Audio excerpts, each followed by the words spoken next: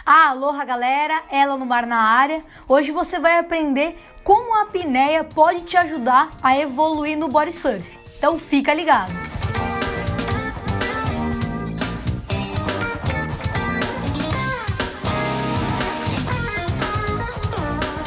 Bom, e para falar sobre esse tema, que é de muita importância, muita gente tem pedido aqui no canal, eu convidei um especialista para a gente bater um papo, tá? Mas já vai aproveitando aí para se inscrever no canal se você ainda não é inscrito, deixar um like e compartilhar esse vídeo com os outros amigos.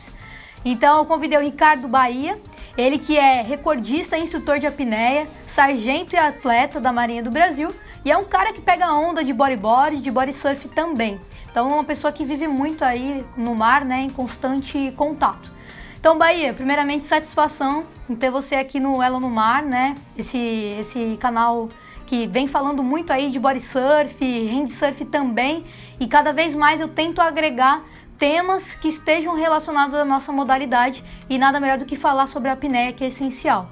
Então, antes de mais nada, conta pra gente como foi o seu primeiro contato com a apneia. Como que você conheceu essa modalidade? Primeiramente, queria agradecer a Letícia pela oportunidade de falar pro novo canal. Eu sou muito entusiasta do body surf, até porque antes mesmo de eu iniciar na apneia, o meu primeiro contato assim, com o mar, de ficar apaixonado, aficionado, foi através do bodyboard e do body surf. Então tenho um carinho e admiração muito grande por esse esporte e espero contribuir um pouco com algumas informações e ajudar vocês aí na questão da apneia. Sou carioca, nascido e criado aqui na cidade maravilhosa, e o meu primeiro contato com a apneia foi mergulhando ali de máscara, snorkel, nadadeiras, na Praia Vermelha, na Urca. Lá nem sempre a visibilidade está boa, mas quando está você tem uma vida marinha bem interessante, você encontra raias, peixes diversos, tartarugas, polvo, e isso me encantou muito, fiquei aficionado. Então, na verdade, esse início eu ia muito com meu irmão Paulo e um amigo já falecido, o Milton, né, que foi um dos primeiros que me deu a dica ali, né, de como mergulhar, os ensinamentos básicos. Mas nessa época eu mal imaginava que um dia eu poderia vir a me tornar um atleta, um recordista de apneia. Para mim, qualquer pessoa que ficasse mais do que 4 minutos sem respirar, eu achava aquilo um absurdo, né? E até que um dia eu conheci um pescador submarino local, né, que ele já era recordista de apneia, carioca, o Vitor Lazera, e ele me convidou para participar de uma competição de apneia. Nessa época, eu achava que para participar de uma competição você tinha que ter um tempo mínimo, um pré-requisito. E ele explicou que não, que é igual você se inscrever numa maratona. Você não precisa ir na maratona para ganhar do queniano. Você vai lá para se superar, para confraternizar. E nesse espírito, né, eu comecei a participar das competições e encontrei um ambiente muito favorável para o crescimento, para a evolução, porque são pessoas inteiramente dedicadas ao esporte, a como melhorar a performance, a desenvolvimento de novas técnicas, experimentações, e se compartilha muita informação nesse ambiente, né? E eu comecei a fazer cursos, pesquisar, e fiquei muito empolgado com a apneia, principalmente porque no início você se supera muito rápido, né? Conhece uma técnica ou outra, começa a aplicar e você tem uma progressão muito rápida. Até o ponto que eu vi que eu estava fazendo tempos daqueles que eu achava que era absurdo, né? Que era 4 minutos de apneia estática. E nessa época esses tempos já eram não muito longe do que as pessoas venciam as competições. Então isso me motivou a um desejo já profundo de ser atleta. Eu já tinha passado pelo basquete, pelo remo, pela natação, nunca tinha era bom, mas não me destacava muito. Aí eu falei, bom, acho que eu encontrei meu esporte, eu vou me dedicar a isso. E aí consegui já várias conquistas na minha carreira, consegui um recorde mundial que foi pro Guinness, né? Fiquei mais de 20 minutos e 21 segundos, mais de 20 minutos sem respirar. É uma performance que você inala oxigênio puro antes de fazer a apneia. Mas já conquistei outras marcas, né? Recorde de atravessar a piscina embaixo d'água, recorde em profundidade, de apneia normal eu já passei de 8 minutos, enfim. Uma longa trajetória e, claro, isso sempre me ajudou bastante no mar também, no pegar onda, me sentir mais confiante. Eu nunca evoluí muito a ponto de manobra assim, no bodyboard, mas para cair assim, no mar um pouco maior eu me sinto bem à vontade. E eu tenho certeza que a apneia me ajudou muito nisso e eu quero compartilhar um pouco com vocês algumas dicas. E na sua opinião, você que é um atleta e um instrutor de apneia muito experiente, quais são os benefícios que a apneia traz para nós body surfers, surfistas de peito? Porque assim, muita gente ainda pensa que a apneia serve só para aguentar aquele caldo, né? Aguentar aquela movimentação toda debaixo d'água, que a gente chama até de máquina de lavar. Então, de que forma a apneia pode contribuir aí para a galera do body surf? Então, eu vejo a apneia como sendo bastante útil para o body surf, não só pelo aspecto do fôlego, né, de você conseguir aguentar melhor os caldos, né, ficar mais confiante no mar, mas também pela questão da aquacidade, né, de você melhorar a sua interação com o meio aquático. A apneia vai te deixar muito consciente, o treinamento, né, de apneia vai te deixar muito consciente do seu deslocamento no meio aquático, para você fazer ele de uma maneira mais hidrodinâmica, mais econômica, e isso evidentemente vai ajudar bastante no body surf.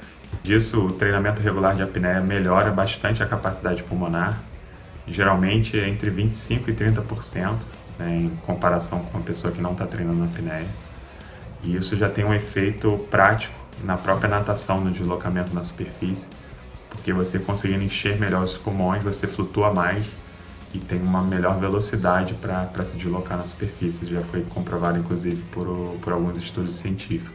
O treinamento de apneia também promove uma adaptação fisiológica à falta de oxigênio, ao excesso de gás carbônico, e isso se traduz a um melhor aproveitamento do oxigênio de maneira geral. Então você consegue ter mais gás, né, para fazer atividade ali, não só para tomar o caldo, mas durante a natação, então você consegue se recuperar mais rápido, aprende a respirar melhor, então tem vários benefícios, eu diria não só para o body surfing, como também para vários outros esportes.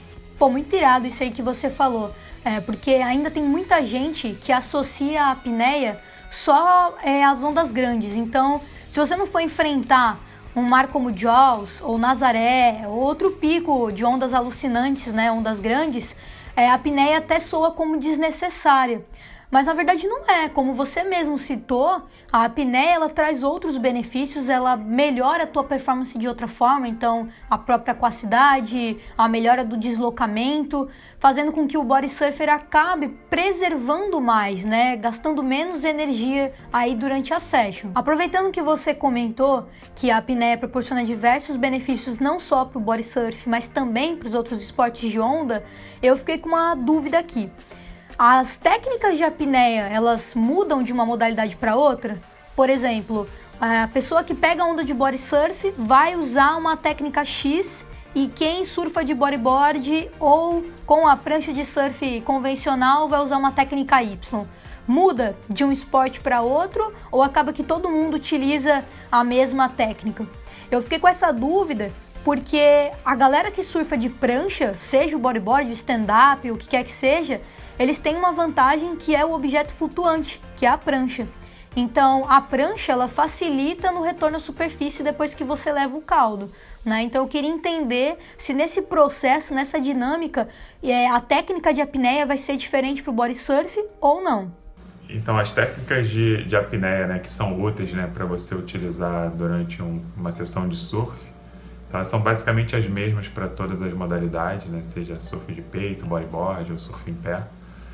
Mas a gente deve levar em consideração alguns fatores aí que são distintos quando a gente se fala de body surf, né? O mais nítido deles, é claro, a gente não tem o apoio da prancha, então é uma atividade que se torna muito mais cansativa, né? Você não tem aquele tempo para descansar ali no outside. Muitas vezes também você vai passar mais frio, né? E o frio é um grande inimigo da apneia. O fato de você estar o tempo inteiro com a maior parte do corpo submerso faz você perder muito calor para a água, e isso então se torna uma dificuldade maior no body surf, então deve-se levar isso em consideração. E algo que você pode usar assim, que é um pouco distinto, quando estiver no outside esperando a onda, para você flutuar melhor, né? Se você mantém os pulmões na maioria do tempo um pouco mais cheios, né? Sem soltar todo o ar. Quando você solta o ar, você tende a afundar, e isso vai exigir mais movimentação, e você vai acabar ficando mais cansado. Então você pode controlar um pouco a sua flutuação, né, com posicionamentos, né, ficando um pouco mais relaxados, né, de costas, né, uma posição mais horizontal que facilite a flutuação, e aproveitando também técnicas de respiração para você encher melhor os pulmões e assim conseguir uma melhor flutuação com menos gasto de energia. Isso porque quando a gente está falando de apneia, a economia da energia é essencial.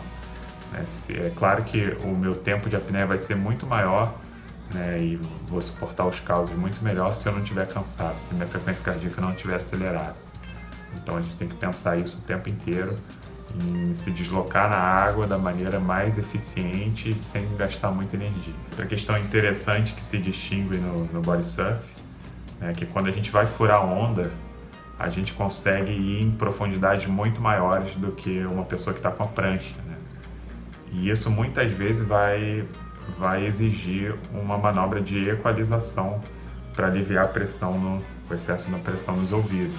Então a gente vai pinçar o nariz e vai soprar contra o nariz para equalizar, né? Isso que eu estou falando, imagina você está caindo no mar grande, então aquela massa d'água enorme, né, sobre a sua cabeça, e você afundou, você passou o peito ali rente à areia, já pode ser uma pressão elevada a ponto de, inclusive, ter barotraumas no ouvido se você não fizer a manobra de equalização. Então isso é uma técnica que a gente usa realmente para mergulho em apneia ou qualquer outro tipo de mergulho, e que no caso do surf de peito eu acho que em alguns casos vão ser necessários. Ainda em relação ao body surf, cabe comentar uma diferença interessante, que é a possibilidade de você adotar posições muito mais hidrodinâmicas, né, tanto para furar onda quanto para entrar na onda, né, então, do que quando você está com uma prancha. Então você adota a posição do streamline, né, com as mãos sobre a cabeça, muito usada aí também na natação e na apneia, né? Então, inclusive tem especialistas trabalhando nessa área de treinamento específico para atividades aquáticas, apneia. O Maurício da Leblon Fins está inaugurando um centro de treinamento totalmente dedicado a essa parte, e junto com o Ricardo Santos, mergulhador da Marinha. Então, quem tiver interesse depois, vale a pena procurar eles também para tratar de alguns treinamentos específicos nessa área. Márcia, agora eu vou fazer uma pergunta aqui que eu tenho certeza que é dúvida de muita gente que está assistindo esse vídeo agora. Que é basicamente assim, eu tô numa onda e eu tô vendo que ela vai fechar. O que eu faço nessa situação? Eu tô vendo que ela vai fechar, eu vou levar um baita de um caldo. O que eu faço nessa situação? Eu pego o fôlego antes ou não? E se tiver vindo uma outra onda logo na sequência, como é que eu me preparo aí nesse momento? Compartilha as tuas dicas e a tua experiência aqui com a galera do canal. Então, esse é um drama, né, da maioria dos surfistas, né? Como proceder quando você vê que tá vindo aquela onda enorme que você vai tomar na cabeça, né? Como você deve respirar? Bom, o primeiro de tudo é você não entrar em pânico, né? Você racionalizar em cima do fato de que a pior onda do mundo, a maior onda do mundo, não vai te dar um caldo maior do que, sei lá, 30 segundos embaixo d'água. E na maioria de nós, assim, 30 segundos não é o suficiente, assim, para te levar a um apagamento por falta de oxigênio, por exemplo. Então, muito do que acontece, esse fato de você entrar em pânico, né, vai fazer com que você tenha um aumento da frequência cardíaca e vai consumir mais oxigênio. E aí tem vários fatores, né, associados, né, se você está cansado, se você não está, se você está com frio, se você não está, se você gastou muita energia ou não, enfim. Claro que isso pode acabar agravando o caldo e até vindo a ser um perigo de você ter um apagamento, por exemplo, no caso extremo. Mas aqui, para a maioria dos casos no Rio de Janeiro, né, você imaginar aí que nos dias de mar muito grande, né, o período não vai ultrapassar 12, 13, 14 segundos, né? Então, se você passar mais do que 14 segundos embaixo d'água, provavelmente você vai estar tomando já a segunda onda da série na cabeça. Então, a maioria dos caldos não vão passar disso, de 12, 13, 14 segundos. Então, isso eu acho que já tranquiliza, né? Você saber que aquele sofrimento vai acabar. Durante o caldo, você tem que relaxar, não fica brigando com o turbilhão, né? Se o turbilhão ainda não quer que você suba, relaxe, fica tranquilo. Nesse aspecto, quem está no surf de peito tem a vantagem de poder usar os dois braços. A gente tem técnicas para isso, né? A mesma técnica da Filipina, e a gente usa também na apneia dinâmica sem nadadeiras. Então, na hora de subir, você além de poder bater perna, você pode também usar uma boa braçada que te dê um impulso para subir mais rápido. Então, esse tipo de técnica vale a pena ser aprendida com detalhes para você conseguir retornar à superfície com menor gasto de energia e mais eficiente. Mas beleza, falando de respiração, como você deve respirar antes de tomar o caldo. Então, tá vindo a onda, vamos supor que você tem ali 5, 6 segundos para respirar, como eu respiraria, né? Primeira coisa, encher ao máximo os pulmões, né? A gente tem algumas técnicas, depois pesquisem sobre respiração abdominal, respiração completa, né? Eu tenho alguns vídeos explicando isso, como fazer, mas então você vai fazer uma inspiração completa, pela boca mesmo, que você consegue captar mais ar do que pelo nariz nesse caso. Então você vai encher tudo e ao invés de soltar imediatamente o ar, você segura esse ar por uns 2 segundos. Então, quando eu seguro o ar por uns 2 segundos ali, pelo menos nos pulmões, eu aumento a minha pressão intrapulmonar e isso facilita com que o oxigênio flua para a corrente sanguínea. Então, vale a pena dar essa bloqueada assim no final da inspiração. E na hora de soltar o ar, você pode até soltar o ar com um pouco de pressão também, ó. Quando eu travo um pouquinho a saída do ar, e não preciso soltar tudo, eu solto só a metade, digamos assim, do pulmão. Quando eu travo essa saída do ar, eu também mantenho uma pressão positiva nos pulmões, mesmo na hora que eu estiver na fase da expiração. Eu vou repetir esse processo o quanto for possível, até chegar a onda, sendo que quando a onda realmente estiver mais próximo possível, vou inflar todos os pulmões e segurar. Na hora de segurar, se você realmente for tomar o caldo, vale a pena ou você pinçar o nariz para evitar que esse ar escape, né? Porque o que é muito comum quando você está girando lá no fundo é entrar um turbilhão de água no nariz. E a tendência, quando entra muita água no nariz, é você soltar o ar. Quando você solta o ar, você se encontra na pior condição para fazer uma apneia, que você tende a afundar e você tem menor disponibilidade de oxigênio, aumenta a sensação, a vontade de respirar. Então, se pelo menos você puder evitar que esse ar escape, ou você pinça o nariz, ou uma técnica que eu inventei, talvez algumas pessoas até já utilizem, inconscientemente, que é inflar as bochechas de ar. Quando eu inflo as bochechas de ar, eu até tenho um vídeo explicando melhor, eu consigo ter um controle da glote, eu travo a saída de ar dos pulmões aqui na glote e também bloqueio o meu palato mole, né? Ele fica levantado e bloqueia a saída de ar também pelo nariz. Então a água pode até entrar, mas ela vai parar aqui nos seios da face e você tem um melhor controle. Eu uso isso inclusive durante os caldos. Essa inflada de bochecha, a vantagem dela em relação a botar a mão no nariz, né? Porque muitas vezes você não tem a mão disponível para botar no nariz porque você está ali preocupado em se proteger, se desvencilhar do strap se você estiver de prancha, ou então evitar a colisão com o fundo. É importante você ter as mãos livres ou até para nadar para a superfície. Então quando eu inflo as bochechas eu tenho melhor controle e evita que o ar escape. Essa técnica me ajuda muito, então o caldo fica, eu diria, umas 2, 3 vezes mais fácil de suportar quando você não deixa o ar escapar dos pulmões.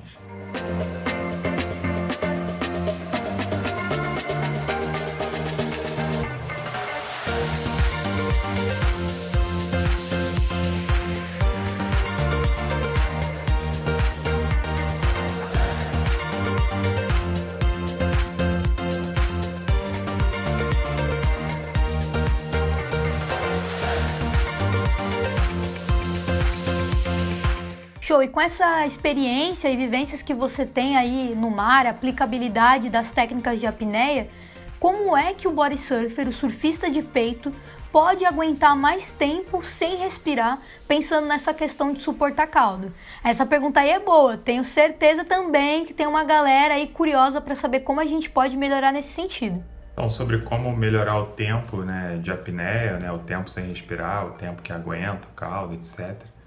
Aí realmente a melhor saída é o treino específico de apneia, né? Preferencialmente um treino no ambiente aquático, em piscina, eu diria que é uma boa saída. Mas deve-se levar em consideração que para realizar um treino de apneia em piscina, você tem que dominar todas as regras de segurança do esporte. Então, para isso eu recomendo que faça um curso com alguém qualificado, para você aprender o básico ali da segurança, porque a apneia é maravilhosa, é um esporte maravilhoso, mas é muito perigoso. O erro mais comum e mais grave é a pessoa querer treinar sozinho na água. Então, quando a gente está treinando a apneia, a gente corre o risco de apagar. Se não tiver ninguém para tirar a gente da água, socorrer e saber como proceder nesse aspecto, você corre o risco de se afogar e inclusive morrer. Então não deve se treinar apneia jamais na água sozinho. A gente tem algumas alternativas de treinamento que você pode fazer fora da água e aí vai te dar mais autonomia de não necessariamente ter alguém o tempo inteiro tomando conta, mas ainda assim é muita responsabilidade. Então, assim, como treinamento, né, se você já domina essas técnicas de resgate, de protocolos de segurança, você tem alguns treinos que basicamente são de atravessar a piscina embaixo d'água, com pouco intervalo de recuperação entre um percurso e outro. Então, por exemplo, atravessou a piscina de 25 metros, chega do outro lado, respira só 3, 4 vezes, atravessa de volta, chega do outro lado, respira 3, 4 vezes, atravessa de volta e assim por diante. Então, tem alguns treinos específicos que vão ajudar bastante nessa capacidade, né, de ter respiração, assim como também séries de apneia estática, né?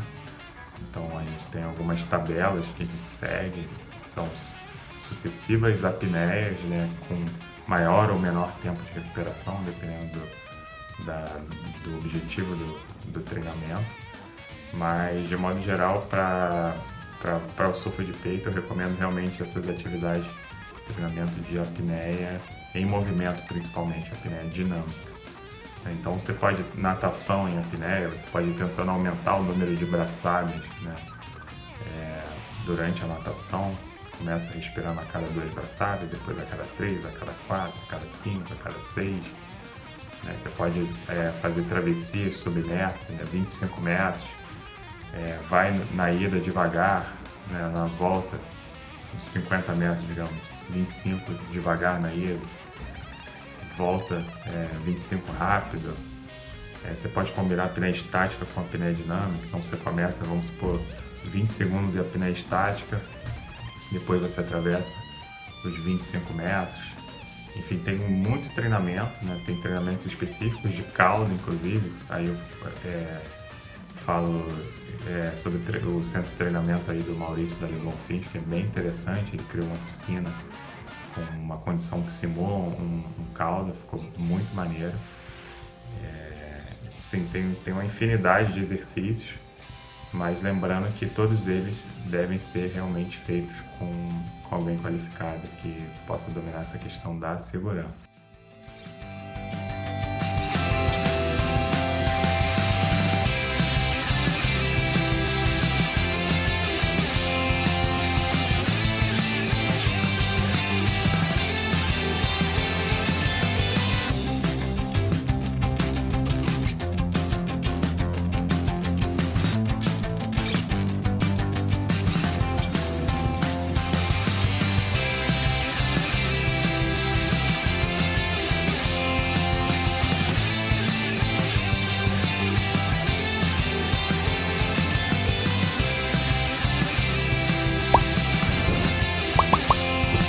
Realmente é muito bacana e muito importante você ter frisado essa questão de fazer um curso de apneia, nunca treinar a apneia sozinho e procurar treinar com profissionais ali da modalidade, pessoas que realmente saibam o que estão fazendo, porque também não adianta você querer treinar a apneia junto com alguém que não manja nada de apneia, né? São 2 pessoas aí em risco. E enquanto você falava isso, me veio à memória uma história, né, real, que por sinal é muito triste. Você comentou de riscos e fatalidades, eu acabei lembrando desse episódio. Para quem não lembra ou para quem não conhece, teve um surfista chamado Jay Moriarty, que, cara, ele ficou muito famoso por surfar ondas grandes, né, de 30, 40, 50 pés. Ele foi um cara, assim, renomado na onda de Mavericks, e teve até um filme sobre essa história aí dele, porque realmente foi muito impactante, né? Até hoje essa história, ela ainda é muito forte aí no cenário do surf. Então, basicamente, é um cara que, tava super acostumado a pegar onda grande, como eu falei, 30, 40, 50 pés ali em Mavericks, todo mundo sabe que é uma onda super pesada, perigosa. E um dia antes, né, para falar a verdade, um dia antes do aniversário dele de 23 anos, ele foi fazer um mergulho livre, sozinho ali com o snorkel, nas Maldivas. Só que ele estava sozinho. E ele acabou perdendo os sentidos e veio a falecer. Então é muito triste porque era um surfista de onda grande que acabou falecendo em mares calmos, né?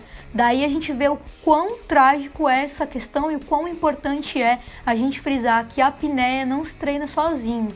Imagina que se ele tivesse perdido os sentidos e tivesse com alguém ali do lado, talvez esse desfecho poderia ser totalmente diferente.